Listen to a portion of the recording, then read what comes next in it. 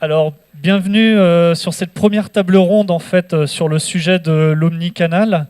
On en a pas mal parlé pendant la keynote, il y a eu quelques mots d'introduction. En fait, l'idée aujourd'hui, c'est de profiter de la présence d'un certain nombre de spécialistes du domaine du CMS pour pouvoir faire le lien en fait sur un sujet dont on entend beaucoup parler, qui est l'omnicanal. Alors, théoriquement, il y a 4 participants. Il y a l'un des participants en fait qui est bloqué grâce à la SNCF. Donc on l'excuse, il devrait arriver d'une minute à l'autre. Donc vous étonnez pas si quelqu'un arrive en courant sur scène. Je vous propose en fait de vous présenter chacun votre tour. Globalement, en fait, la façon dont on va organiser la table ronde, on va présenter très rapidement en fait chaque intervenant, chacune des sociétés. Ensuite, on va revenir un petit peu sur le terme de l'omnicanal, ce qu'on entend par omnicanal. On a donné quelques définitions tout à l'heure du multicanal, du cross-canal, qui sont des thèmes dont on entend beaucoup parler également.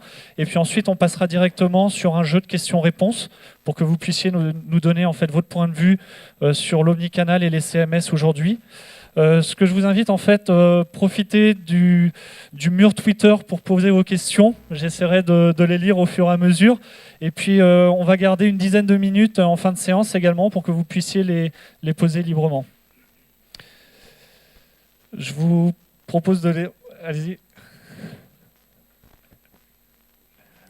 Allô. Oui, c'est bon là. C'est bon le micro. C'est bon, oui. Donc bonjour, Cyril Reinhardt, directeur marketing produit pour l'Europe. J'ai ouvert la filiale d'Acquaia, donc société fondée par Dries Beitert en 2007, qui est le fondateur aussi de l'open source Drupal, qui a une communauté supérieure à 1 million de membres aujourd'hui, donc l'une des plus grosses communautés dans le monde de l'open source. Alors Acquaia, on a 2 minutes pour se présenter. Donc Acquaia, en quelques mots, a été fondée par Dries pour répondre à une attente des grands comptes et des grandes entreprises, mais aussi des grandes administrations, pour mener à bien des transformations digitales. Donc voir comment on pouvait, à l'aide du CMS Drupal, mettre en place des nouvelles plateformes digitales, multicanales, multilingues, omnicanal, on va parler dans la stratégie par la suite, en proposant du support, de l'expertise, mais aussi des solutions orientées dans le monde digital.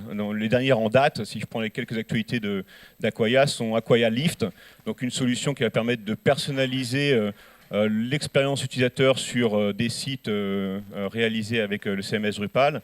Et là, récemment, on vient d'annoncer le rachat d'une société qui s'appelle TrueCentric, qui est une société spécialisée dans la collecte d'informations, ce qu'on appelle pour créer une sorte de big data, de connaissances de l'utilisateur. Ensuite, de les analyser de manière à proposer le meilleur contenu au bon moment et sur le bon device. Donc, ce qu'on appelle les outils de personnalisation et d'optimisation. Donc voilà en quelques mots. C'est une société de 450 personnes. On est présent dans le monde entier. Et on vient récemment de refaire une levée de fonds de 50 millions pour continuer à développer la présence sur le territoire. Et présent au CMSD depuis les débuts. Et depuis, oui, 3 ans, présent au CMSD. Et très intéressant, c'est qu'on se tourne de plus en plus vers le monde du marketing, parler aux marketeurs, parler aux enjeux du digital au sens large. Tarek, je te laisse. Donc bonjour, Tarek Alashkar. Moi, je suis responsable de l'équipe Professional Services chez Jaya.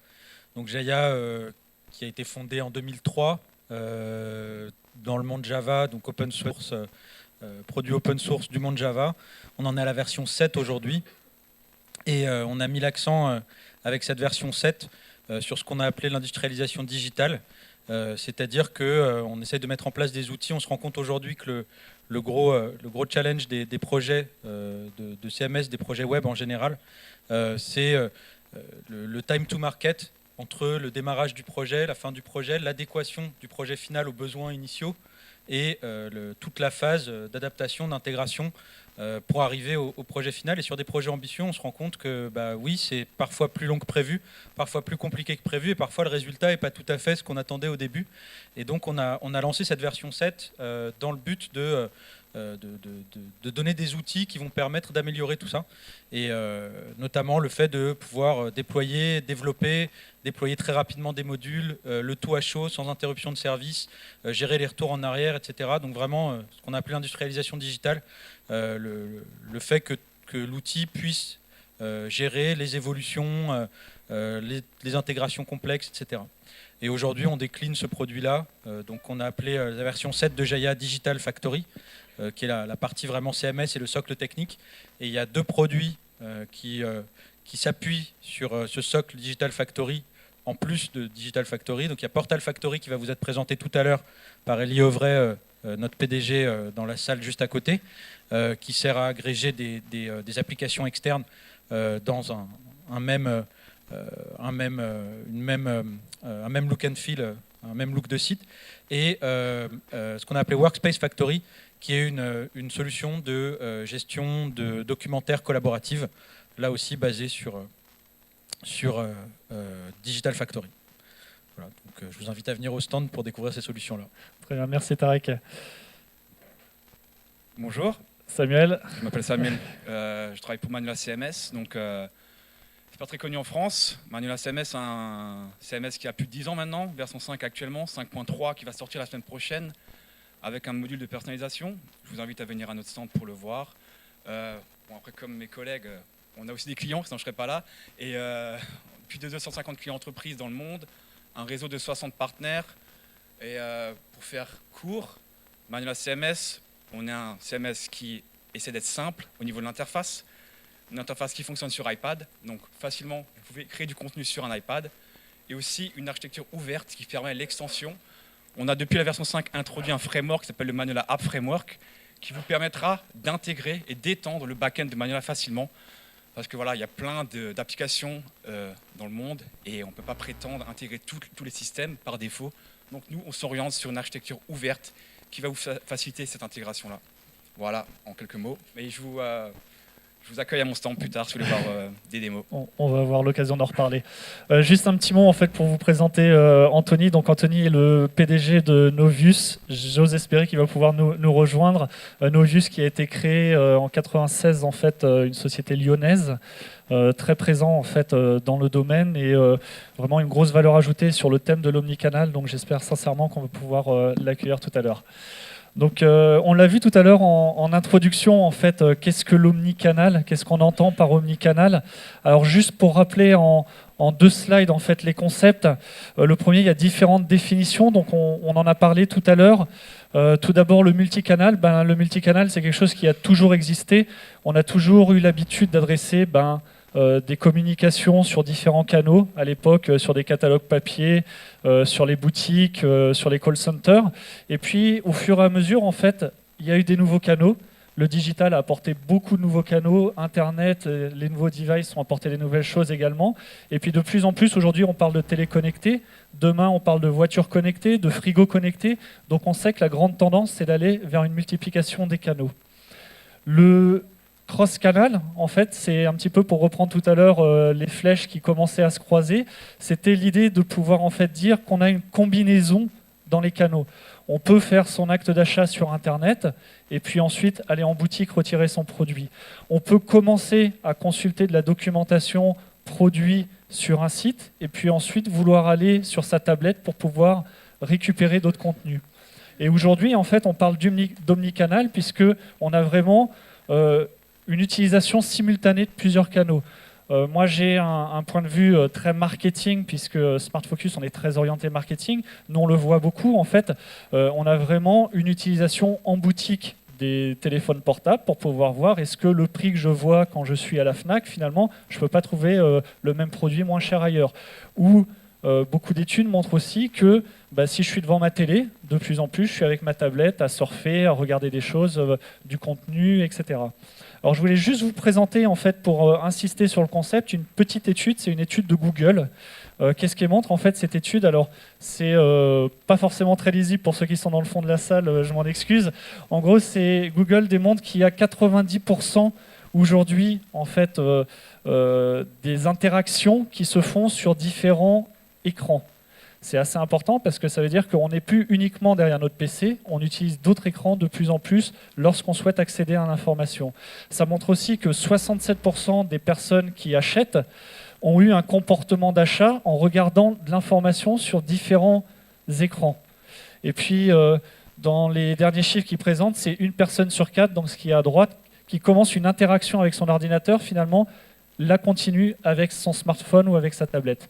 Et ça, c'est assez important parce que quel que soit le CMS, je pense qu'aujourd'hui, vous êtes concernés, de plus en plus, les gens vont vouloir avoir accès à la même information ou en tout cas avoir une homogénéité de l'information, quel que soit le canal. Je veux pouvoir retrouver la même charte graphique, quel que soit le mode de communication. Je veux pouvoir retrouver facilement mon information. Donc voilà pour un petit peu réintroduire le thème de l'omnicanal. Bonjour Anthony. Pas de souci. Donc,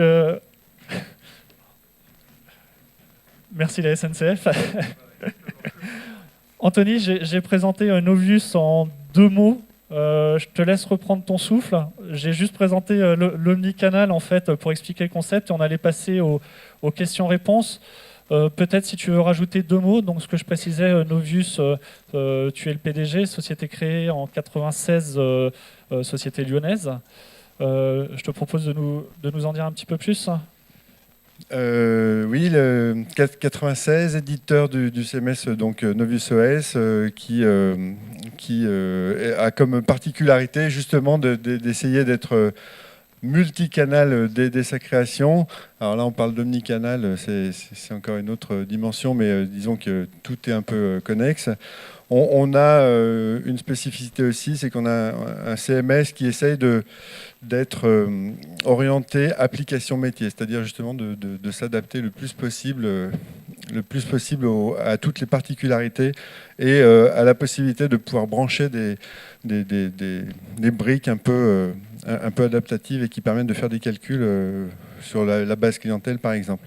Alors, une particularité, c'est qu'on est lyonnais, on est 100% français. Ça, c'est un point que je tiens à préciser. Donc, open source, 100% également, en AGPL, Affero GPL. Donc, voilà, je ne sais pas si ça parle à la salle, mais donc, on joue le jeu de l'open source à 100%. Voilà, et 35 personnes qui bossent sur ce logiciel, des clients pas mal dans le monde culturel, des gens comme France Télévisions, les Césars, la Cinémathèque française. S'il y a des gens du culturel, là, je pense qu'ils se sentiront concernés. Et à Lyon aussi, Institut Lumière, pas mal de culture. Voilà. Très bien. Je vous propose de passer directement à certains thèmes. Le premier, en fait, aujourd'hui, c'est vrai qu'on a introduit la partie digitale au sein des CMSD. C'est quelque chose dont on entend parler peut-être depuis 1 an, 2 ans. On voit des tendances se dessiner. De votre œil d'expert, depuis quand est-ce que vous abordez les questions omnicanales sur des sujets CMS ? Peut-être que je peux garder la parole, oui. Donc, nous, sur Novius OS, nativement, un des gros objectifs du CMS, c'était justement d'être capable d'adresser tous les canaux. Alors, c'est vrai que le virage omnicanal, pour nous, est, je dirais, assez naturel, si ce n'est qu'il faut rajouter un petit peu de calcul et d'intelligence dans le système. Adresser tous les canaux, pardon, c'est un objectif qui est déjà louable, mais c'est vrai que faire du lien entre les canaux pour être capable, par exemple, de savoir qu'on a la même personne sur un téléphone mobile, sur un site web classique et sur une appli, c'est vrai que ça demande un petit peu d'intelligence derrière. Donc on a quand même la nécessité justement d'avoir du calcul derrière. Et ça, justement, ce genre de fonctionnalité, ou pouvoir identifier qu'une personne est sur sa tablette versus un site, ça date d'il y a combien de temps à peu près ? C'est une bonne question. Peut-être qu'il y en a d'autres qui pourraient y répondre. C'est des choses qui apparaissent au fil du temps. C'est des problématiques qui ne sont pas nées de cette année, même si le mot omnicanal commence à s'imposer, mais c'est des choses qu'on doit faire depuis longtemps.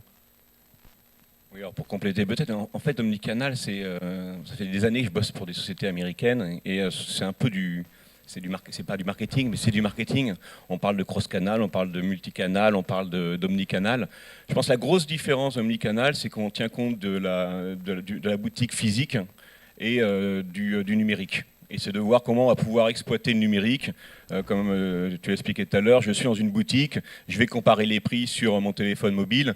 Nous, on a des expérimentations, par exemple, avec la Warner, qui fait du multicanal, multi-device, et qui commence à travailler sur de l'expérience cross-canal, donc pas avoir la même expérience en fonction du device que j'utilise. Et où là, on travaille sur l'omnicanal dans le sens où c'est de réfléchir, quand je suis un fan de Lady Gaga et que j'arrive à la FNAC et qu'il y a un nouvel album, eh ben, c'est qu'on soit capable de me le proposer ou de me donner des informations par rapport à cet album-là, voire me faire un couponing de 10%, 15%, et voilà, de personnaliser aussi l'information qu'on va me donner par rapport à ces canaux. Donc c'est vraiment faire le mariage de tous les canaux physiques et numériques. Et depuis qu'on en parle, ça fait une dizaine d'années qu'on parle du multicanal quand même, à peu près. Hein. Moi, j'ai l'impression que ça a commencé de manière, en effet, hein, très progressivement et pas très ambitieux. Finalement, la première expérience de tout le monde de l'omnicanal, c'est la newsletter. C'est le fait de pousser par mail du contenu qui est aussi disponible sur le web. Et quelque part, c'était ça, les bribes. Et ces newsletters, ça fait plus de 10 ans qu'aujourd'hui, on les met en place. Donc, nous, on avait voyant cette tendance arriver, côté Jaya, on s'était basé au départ uniquement sur le fait qu'un même contenu, séparer le contenu du rendu, c'était suffisant puisque ça permettait de pouvoir générer le même contenu pour optimiser son affichage sur un envoi par mail, par exemple, type newsletter, ou sur un écran d'ordinateur. Après, c'est l'Internet mobile qui a fait exploser un petit peu tout ça et l'a amené dans une autre dimension. Parce qu'en effet, le lien qui manquait, quand on est à la FNAC et qu'on regarde le rayon et qu'on compare les prix, l'important, c'est que maintenant, on a cet Internet mobile dans la poche, ce qui n'était pas le cas avant.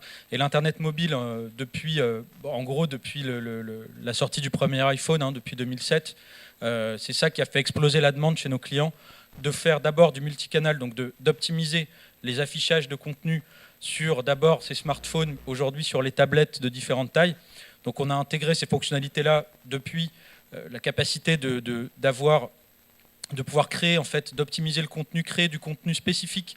C'est aussi ça, pouvoir pousser des bannières spécifiques parce qu'on voit que la personne vient d'un iPhone et on veut lui donner du contenu parce qu'elle est dans un contexte mobile et on veut pouvoir lui pousser un contenu qui est spécifique, des bannières qui sont spécifiques, de la pub spécifique peut-être dans ce contexte-là, et pas seulement réutiliser le même contenu que le site web. Et il y a aussi, donc ça aussi d'un côté, et puis évidemment de l'autre côté pour tout ce qui est affichage, avec tout ce qui est responsive maintenant, qui permet d'optimiser vraiment l'affichage. Maintenant, le rapport avec le physique, je pense qu'on en est vraiment au début. Ce qu'on voit chez nos clients, on a des clients comme HomeAway, comme Ben & Jerry's, qui font du e-commerce, enfin, surtout HomeAway. Ben & Jerry's aussi, un marketing très fort via le site web. Ce qu'ils ont envie, c'est que maintenant, avec les applications mobiles, le fait de pouvoir faire des pushs de notifications, des choses comme ça, qu'au moins, si un client est identifié, qu'on a pu traquer un petit peu ses habitudes d'achat, ses habitudes de browsing sur le site, qu'on puisse lui proposer des choses par push, par mail évidemment, mais aussi par push, par notification sur le téléphone. Et maintenant, le rapport au physique, on n'y est pas tout à fait encore. Ça saurait sans doute tarder. Et en effet, c'est des cas d'utilisation qui sont hyper intéressants. Mais on va y arriver petit à petit. Mais aujourd'hui, déjà, pouvoir pousser l'information à la bonne personne au bon moment, c'est vraiment ça le challenge, quoi. D'accord, merci. Donc, Samuel, sur le... Ouais, juste, je vais essayer d'être un peu plus court, vu que je suis le dernier, je ne vais pas paraphraser tout le monde tout le temps. Donc l'omnicanal, juste pour moi et Manuela bien sûr, ça se rapporte à l'expérience utilisateur, l'optimiser. Voilà, c'est ça le but sur tous les canaux, optimiser cette expérience. Depuis quand? Moi, ça fait 3 ans et demi que je travaille chez Magnolia, donc ma carrière est certainement plus courte que celle de mes voisins. Mais donc depuis quand? Je suis arrivé au départ, c'était, comme Jaya, séparation du contenu et de la présentation. Voilà. Évolution, fonctionnalité de diffusion des contenus sur différents canaux. Ensuite, site mobile, site responsive. Ensuite, publication vers les réseaux sociaux. Maintenant, personnalisation. Et la suite, outils d'analytique, tout ça. Juste pour dire, c'est que l'omnicanal, pour moi, c'est une stratégie. Et qu'il y a des outils qui sont le support de cette stratégie-là. Et tous les outils, c'est ce que je viens de dire. Multicanal, mobile, responsive, etc. Personnalisation, voilà, bref. Pour faire court, c'est ça. Donc, Alors ça me permet d'introduire la question suivante. En fait, aujourd'hui, justement, on parle beaucoup de responsive, d'applications mobiles, etc. Quelles sont les attentes que vous voyez les plus chez vos clients aujourd'hui, ou dans les appels d'offres en cours, dans ce que vous observez? bon, je vais commencer, comme ça vous pouvez me paraphraser après. Donc, non, on a déjà parlé avant, dans le couloir, bon, c'est à peu près, voilà... L'attente de nos clients depuis 1 an et demi, voilà, pour moi, enfin pour Magnolia, c'est la personnalisation. Et c'est aussi pour ça qu'on est venu avec un module qui va sortir la semaine prochaine. Je vous invite à venir le voir, entre parenthèses. Donc voilà, donc c'est vraiment ça.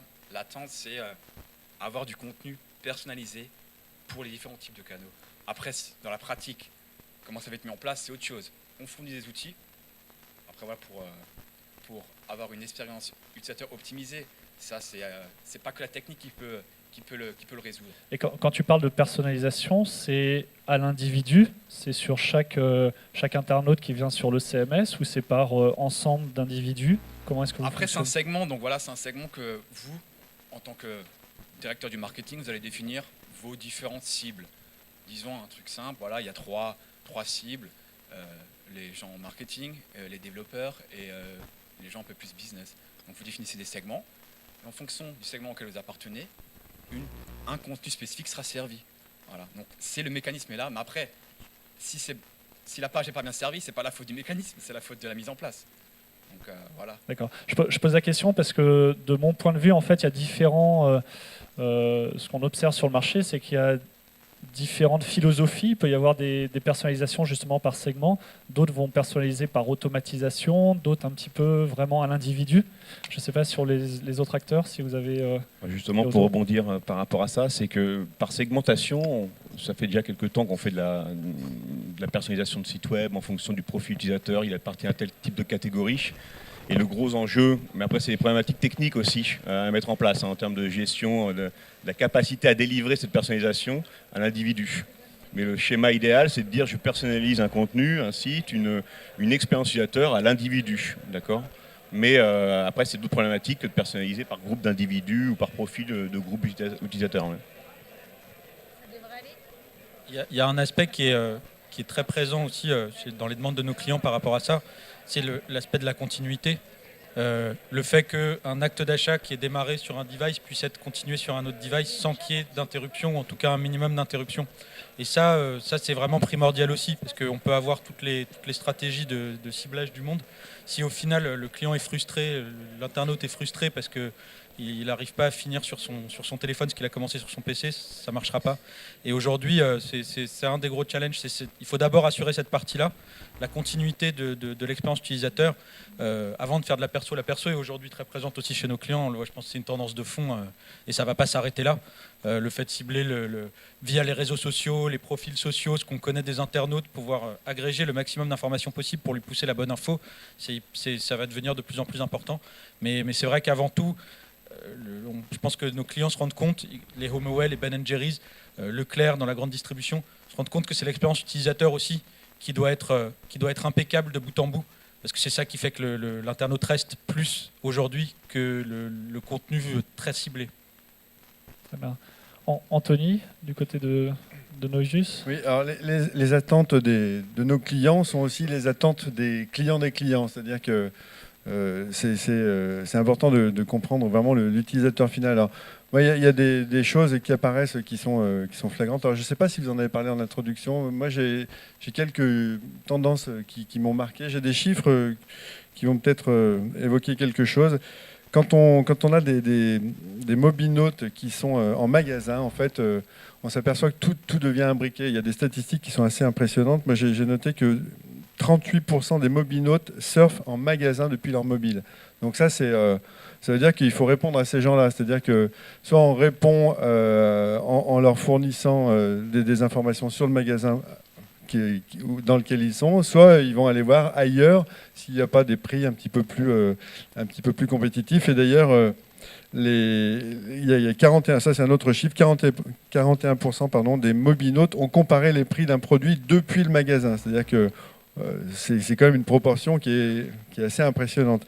Et le dernier chiffre, 30% des mobinotes, consultent l'avis des autres internautes depuis le magasin. Donc ça veut dire que cette attente-là, il faut arriver à l'anticiper et puis faire en sorte qu'on ait une réponse adéquate pour ces gens qui sont dans les magasins et qui surfent du coup sur des devices qui sont un petit peu appauvris en interface. Alors j'en profite justement, tu parlais de l'avis, on a parlé beaucoup de recommandations, de personnalisation. L'avis aujourd'hui, est-ce que sur les différentes plateformes CMS, vous pouvez recueillir les avis des personnes ou inciter les gens à échanger de l'information ou à venir interagir avec l'information? Tout à fait. Alors et pour revenir sur l'expérience utilisateur, la personnalisation va aider à créer une meilleure expérience utilisateur en fonction du canal sur lequel on va distribuer l'information. Et typiquement, avec Drupal et Acquia, on vient de lancer une solution qui s'appelle Acquia Lift, donc qui va permettre de faire ce qu'on appelle de l'A/B testing, de faire des évaluations d'affichage de contenu pour personnaliser par la suite par rapport à la segmentation du contenu. Mais on vient aussi d'annoncer l'acquisition d'une société qui s'appelle TrueCentric, qui elle va permettre en fait de faire, on va utiliser le mot-clé Big Data aussi, mais de prendre toute l'information sur les navigations des clients ou des utilisateurs anonymes sur notre site, de manière à manager un petit peu tout ça avec ce qu'on appelle une machine learning, où là, il y a les algorithmes un peu à l'Amazon. Hein. Si vous allez sur Amazon, vous êtes client Amazon, vous apercevez qu'ils vont vous recommander des produits en fonction de ce que vous avez acheté, ou tel utilisateur qui a acheté ce bouquin-là a aussi acheté tel bouquin.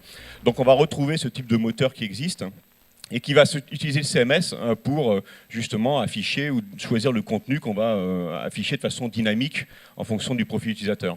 Donc ça, il y a des solutions aussi après alternatives qui existent sur le marché dédiées à ça. Hein. D'accord. Je continue en fait avec mes questions. Donc aujourd'hui, sur les appels d'offres que vous pouvez voir, sur les besoins de vos clients, l'omnicanal, en fait, on en parle beaucoup. Je sais que tout à l'heure, il y avait quelques commentaires qui disaient bon, c'est un petit peu du bullshit marketing qui revient au niveau du CMS. Quel est votre point de vue en fait? Est-ce que c'est réellement stratégique aujourd'hui l'omnicanal? Est-ce que c'est plutôt un effet de mode et c'est bien de dire qu'on a des solutions omnicanal? Est-ce que pour vous, c'est vraiment la clé pour pouvoir survivre? Disons que ça dépend du business, évidemment. Mais aujourd'hui, on voit que déjà, les canaux sont déjà présents. C'est-à-dire que la plupart de nos clients, ils n'ont pas seulement un site web, ils ont des applis iPhone, Android, parfois supportent encore d'autres plateformes, Windows Phone. Enfin, ils ont déjà une batterie d'applications dans lesquelles ils vont vouloir broadcaster du contenu. Et aujourd'hui, il faut que, évidemment, la technique, comme tu disais, la technique apporte beaucoup de solutions. Dans Jaya, on a mis en place des systèmes pour pouvoir prévisualiser les pages telles qu'elles vont s'afficher sur l'iPad ou sur un certain nombre de devices qu'on peut configurer avec un effet très visuel pour que les personnes en charge du contenu puissent voir aussi. C'est pas juste cliquer sur un bouton et se demander ce que ça va donner. Donc c'est vraiment important. Les outils sont là, les outils existent. Mais derrière, il faut que la stratégie soit bien pensée. Et c'est vrai qu'on a vu chez beaucoup de clients, depuis 2007, un petit peu la panique. Il faut sortir des applis, on va sortir des applis, on ne sait pas très bien ce qu'on va mettre dedans. Finalement, ça devient complètement redondant par rapport à notre site web. Et au final, on a plus, vis-à-vis de l'utilisateur, un aspect de gentil fouillis qu'une stratégie vraiment réfléchie. Et c'est là, aujourd'hui, que les choses changent, parce que on a compris, les clients en tout cas de ce qu'on voit du marché, ont compris que ça ne suffisait pas d'être juste présent sur l'App Store, il fallait que l'application ait une valeur ajoutée et pas juste serve de répétition au site web. Et aujourd'hui c'est ça, nos clients ils cherchent à trouver où est leur valeur ajoutée en termes d'application mobile et pas juste de diffuser de l'information ou de la pub, encore pire, vers les clients, trouver mieux. Très bien. Alors peut-être oui. Alors je pense pas que ce soit du bullshit. Hein, j'irai pas jusque là. Mais je pense que ça permet aussi aux entreprises aujourd'hui. J'étais volontairement provocateur. Oui, je sais bien. C'est pour ça que je rebondis dessus. Hein. Mais je pense que ça permet aussi. C'est Diaz d'ailleurs qui l'a publié tout à l'heure. Ça c'est sûr que ça c'était fait pour Twitter. Okay. Je sais pas si c'est quelqu'un qui est dans la salle ou qui est à distance sur le web, mais n'hésitez pas à poser des questions ou à interagir. Mais typiquement, je pense que ça permet aussi aux entreprises de s'apercevoir aujourd'hui qu'il est temps de se refocaliser sur l'utilisateur. Un des points clés aujourd'hui de l'omnicanal, c'est de se dire il faut qu'il y ait un endroit donné où je sois capable d'avoir une vision 360 de mon utilisateur. Quel que soit le canal, toute l'information qui correspond à l'utilisateur, je sois capable de l'avoir. Donc les enjeux, ça va être l'analyse, le traitement des données, et ensuite d'être capable d'interpréter tout ça pour proposer une expérience utilisateur.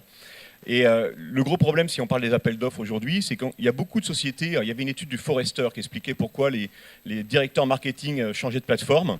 Et ils expliquaient, c'est la force de l'open source, c'est que les problématiques qu'avaient les directeurs marketing, c'était d'avoir la flexibilité, l'agilité que propose l'open source en termes d'évolution de son CMS. Et aujourd'hui, on s'aperçoit que tout va plus vite. De nouveaux standards arrivent, de nouveaux réseaux sociaux arrivent, de nouveaux devices arrivent. Et le monde open source permet de répondre à ça de façon assez agile. Et donc on se retrouve de plus en plus avec des demandes de refonte de plateformes digitales. Donc transformation digitale où on va réunir les différents canaux. Alors qu'aujourd'hui c'est des silos d'informations, des silos de données différentes par utilisateur et par projet. Donc je pense que la grosse tendance elle est quand même là et c'est assez important, quoi.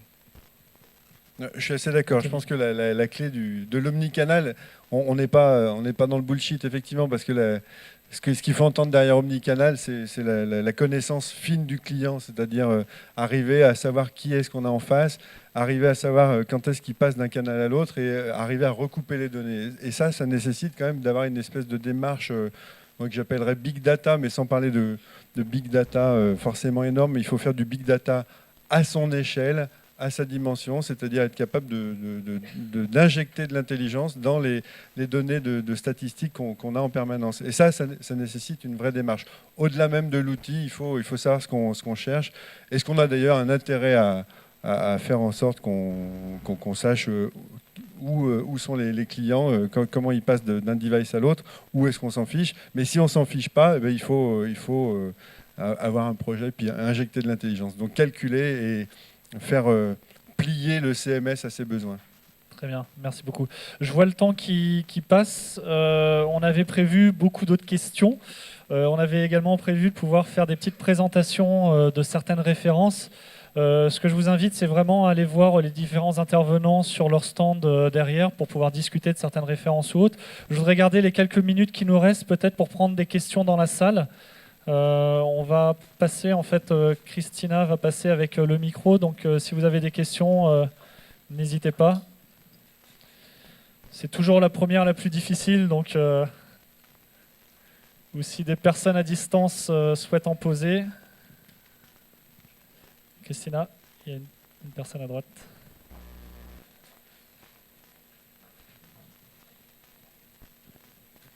Oui, bonjour, Dominique Bouteiller. C'était simplement pour savoir si vous aviez des exemples à nous citer, par exemple, de cartes de fidélité sur mobile qui seraient développées dans les magasins. Enfin, des exemples d'adhésion via mobile. On ajoute nos points via le site ou en magasin directement, je ne sais pas. Je sais qu'il y a une appli, un exemple là par rapport à ce que vous dites qui est très spécifique, les cartes de fidélité. Il y a une société qui a créé une application, c'est une société française. Alors, je ne sais pas, c'est pas Fidelio, je ne veux pas me tromper du nom, mais qui permet de scanner vos cartes. Ils ont des accords avec des grandes enseignes. Ça vous permet de scanner vos cartes de fidélité. Et quand vous arrivez dans n'importe quelle boutique, plutôt que d'avoir, vous savez, vos 36 cartes de fidélité en fonction des boutiques, vous donnez le code barre et ça scanne directement. C'est une start-up française, je ne me souviens plus de son nom, mais qui permet de faire ça. Et vous avez, par exemple, ils travaillent avec Carrefour, avec Auchan, je crois, avec pas mal de grandes marques sur la dématérialisation de la carte de fidélité et des points. Oui, nous, je sais, en fait, côté Smart Focus, ça nous arrive aussi de travailler avec certaines sociétés, mais là, qui sont plus très spécialisées dans ce type de besoins marketing pour venir enrichir, en fait, des bases vers lesquelles on va pouvoir communiquer par la suite, vers lesquelles on va pouvoir envoyer justement des mails, des campagnes, etc. Mais je pense que ce ne sont pas forcément des fonctionnalités des CMS, en fait, que vous proposez. En termes de mise en œuvre, il n'y a pas vraiment de challenge technique fort. On a le cas de Ben & Jerry's qui tous les ans offre des glaces aux États-Unis, donc il faut télécharger des coupons, remplir des formulaires et télécharger un coupon sur le web. Donc c'est le type d'outil de génération pour le coup là, de coupons promotionnels où on va aller sur le web, s'enregistrer, télécharger le coupon pour la glace gratuite et ensuite aller en magasin récupérer sa glace. Donc oui, il y a une interaction, mais bon, c'est quand même, ça reste très basique et il n'y a pas une intégration forte là pour le coup avec de l'omnicanal. Mais techniquement, il n'y a pas de challenge particulier pour faire ce genre de choses là, je pense. C'est peut-être un autre exemple, c'est entre l'omnicanal, le multicanal, c'est Good Food, c'est une enseigne dans le monde alimentaire, très présent en Angleterre et aux États-Unis. Et typiquement, ils ont mis en place, industrialisé la production des sites, des sites web des magasins. Et chaque directeur de magasin peut personnaliser le contenu et peut mettre des promotions en fonction de sa boutique. Et typiquement, vous avez une version mobile, l'application mobile qui permet aux gens d'avoir des informations sur ce qu'il y a d'intéressant sur le lieu même physique où je suis.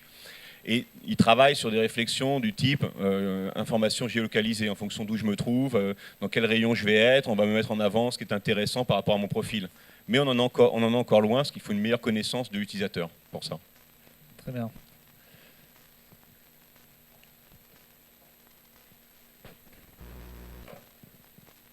Bonjour, Marina Drocourt. Moi, je voulais vous interroger. On a parlé beaucoup du consumer, mais en fait, toutes ces technologies, je pense qu'elles sont assez intéressantes aussi pour le côté trade, et notamment justement la force de vente, les magasins.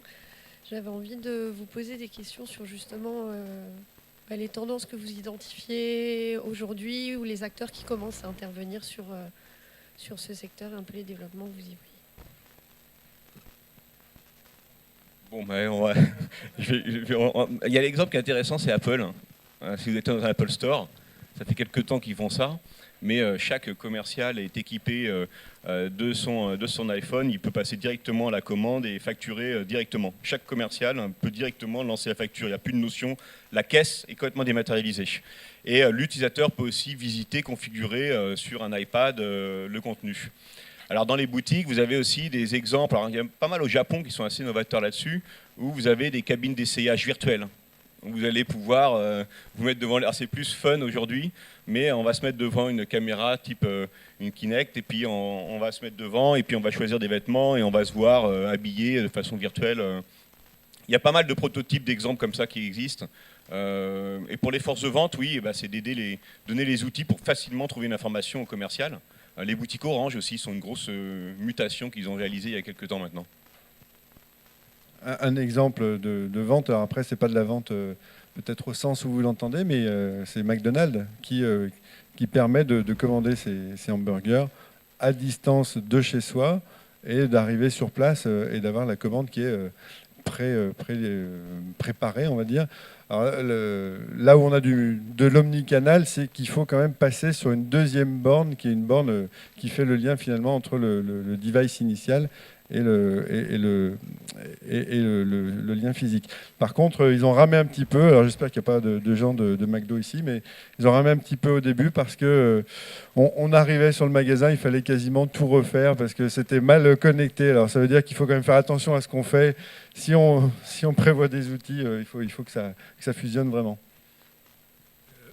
Apple a fait encore plus fort en fait que ce que tu disais, parce que maintenant aux États-Unis, tu vas avec l'appli Apple Store, vous rendez dans l'Apple Store, vous payez sur votre téléphone, vous prenez le truc dans le rayon et vous partez. Il n'y a plus de caisse du tout. C'est fini, l'acte d'achat est complètement sur le téléphone, et alors que l'objet est physique. Donc là aussi, ça paraît un peu fou quand on le voit et quand on le dit comme ça. Mais là aussi, il y a un avenir. C'est aussi une responsabilisation de la part de l'utilisateur final, que ce soit un consommateur ou que ce soit un employé de la société. Tout ça va aussi vers plus de responsabilisation des gens finalement, et on se rend compte que l'omnicanal, c'est aussi une alternative à la surveillance de tout le monde, puisque la traçabilité fait que on laisse les gens finalement assez libres de prendre un truc sur le rayon en disant qu'ils ont payé, quoi. C'est assez joli. Je vais juste finir avec une question en fait qui est passée sur le fil. En fait, c'était comment intégrer les réseaux sociaux au CMS. Est-ce qu'aujourd'hui c'est quelque chose que vous faites Je vais prendre la parole. Donc par rapport à ça, Magnolia, nous, on n'a pas par défaut une intégration avec des réseaux sociaux. Mais c'est pas dire qu'elle n'existe pas. Elle a été fournie par des partenaires. Donc où je veux en venir, c'est qu'en fait, l'approche de Magnolia, c'est on ne va pas prétendre connaître la vérité, on ne va pas prétendre connaître le futur, on ne va pas prétendre connaître quel est le futur e-commerce à la mode. Quand on parle d'omnicanal, on a bien vu qu'il y a des moyens à l'omnicanal comme des mécanismes de publication, personnalisation, analytique. On ne prétend pas connaître ça. Donc nous, ce qu'on prétend, c'est fournir une architecture qui est ouverte, et on fournit un framework qui vous permet de structurer l'intégration et l'extension de Magnolia. Donc si on parle maintenant de l'intégration avec des réseaux sociaux, on a une application qui a été fournie par un partenaire, mais voilà, donc il a utilisé notre framework pour étendre Magnolia. Voilà, c'est un peu l'idée, c'est on ne sait pas de quoi il fait le futur, il vaut mieux capitaliser sur un CMS qui vous permet le changement. Très bien. Je vous propose d'en profiter pour faire une petite conclusion aussi, de profiter de ces dernières questions. Et puis après, je vous invite vraiment soit à venir nous voir si jamais vous êtes intéressé pour recevoir la présentation ou les documentations des sociétés, les plaquettes. On pourra vous les envoyer par mail, sinon à passer directement sur les stands. Tarek ?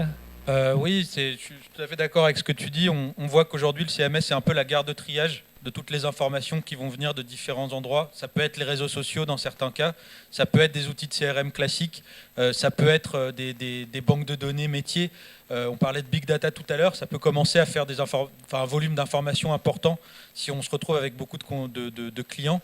On a des clients dans les assurances, par exemple, où on est en dizaines de millions de clients, et c'est vrai que ça fait un gros volume. Aujourd'hui, le CMS est vraiment au centre de tout ça, puisqu'au final, c'est là qu'on va gérer le contenu, c'est là qu'on va décider à qui on l'envoie. Donc on est un peu la gare de triage de tout ça, et c'est vrai que l'ouverture, c'est le plus important. On a aujourd'hui, oui, on a mis en place des protos, où si l'utilisateur veut bien nous donner accès à son profil Facebook, on va pouvoir utiliser les informations de son profil pour créer des segments et pour pouvoir pousser une information un peu plus personnalisée, voire 100% personnalisée, puisque il y a des choses vraiment personnelles dans le profil, mais voilà, c'est des outils, on est la gare de triage. Maintenant, c'est vrai, tout reste à inventer. L'ouverture, je pense que je suis assez bien entouré pour ça. On a des outils tous très ouverts.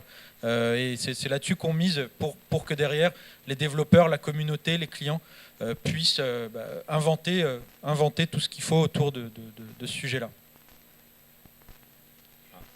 Un petit mot. Nous, on connaît le futur. Parce qu'on peut voyager dans le temps. On a créé avec Drupal un module qui voyage dans le temps. Non, je rigole. Mais je pense que les réseaux sociaux, oui, on les intègre. C'est la force de Drupal et de sa communauté. C'est que dès qu'une tendance, un usage arrive sur le marché, peu de temps après, vous avez un module qui sort. On a le cas avec Facebook, on a le cas avec Dropbox, on a le cas avec Pinterest, où des modules sont arrivés parce que l'usage commençait à être régulier. Si je devais conclure, moi je dirais les grandes tendances, oui, ça va être la personnalisation, parce qu'on s'aperçoit que 77% des gens à qui on envoie une publicité ou à qui on envoie une information promotionnelle, mais qu'elle est bien ciblée et qui correspond à son profil, la prend de façon plutôt positive, et voir ça va augmenter la conversion et ça va augmenter les ventes. Donc pour ça, il faut personnaliser. Donc c'est un vrai enjeu aujourd'hui pour les directions marketing de personnaliser et d'être capable de le faire. La contrepartie de la personnalisation, c'est qu'il faut être capable d'analyser et de connaître les utilisateurs de façon très efficace, que ce soit de façon anonyme ou que ce soit sur votre site en tant que client, d'être capable d'interpréter ça avec des systèmes de règles intelligentes de manière à faire une personnalisation qui soit réellement une personnalisation. Parce que si ce n'est pas le cas et que vous envoyez des pubs qui ne l'intéressent pas, l'effet pour la marque est pire et encore plus néfaste. Donc je pense que la personnalisation, c'est un des points clés dans le futur. Très bien. Anthony, le mot de la fin ? Allez, je me lance. Moi, ce que j'aurais tendance à dire pour conclure, c'est qu'il faut investir. Il faut investir dans l'intelligence marketing pour avoir ce qu'on pourrait appeler des data marts, c'est-à-dire des magasins de données sur tout ce que vous pouvez récolter sur vos clients et essayer de calculer, non pas forcément avec des outils existants, mais d'injecter de l'intelligence pour permettre de la personnalisation et pour permettre d'avoir des recommandations d'achat qui soient ciblées en fonction des devices. Ça donnera des résultats, mais il faut vraiment faut investir lourdement, je dirais. Il y a une étude de Gartner qui prédit que les budgets marketing dans ce domaine seront plus forts que les budgets des DSI. Donc vous êtes dans le marketing, je pense, pour la plupart d'entre vous. En tout cas, on est tous des marketeurs. Donc pour que ça soit efficace, il faut y aller, quoi. Très bien. Merci beaucoup. Merci à tous les participants. Merci pour votre écoute et pour les questions. N'hésitez pas à venir nous voir juste après la table ronde ou à passer sur les stands. Ce sera avec plaisir qu'on vous recevra. Bonne journée.